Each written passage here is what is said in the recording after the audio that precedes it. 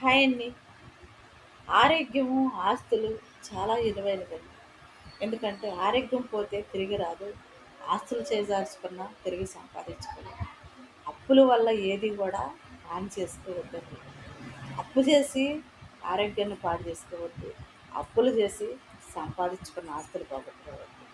ఎందుకంటే నీ అండగా ఉండే ఆస్తులే నీకు విలువైనవి అనుకుంటే నీ ప్రాణం ఉన్నంత వరకు కూడా ఆ ఆస్తులు అండగా ఉంచుకొని నీ చుట్టుపక్కల ఎంతమంది ఉన్నా కానీ నీకంటూ ఉన్నది ఏదైనా మిగిలిందంటే అది నీ ఆస్తి అంటారు.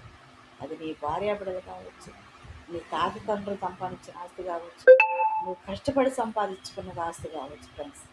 రేపటి రోజున నువ్వు లెగలేని రోజున నీకు అండగా ఉండేది ఏదైనా సరే ఉంది.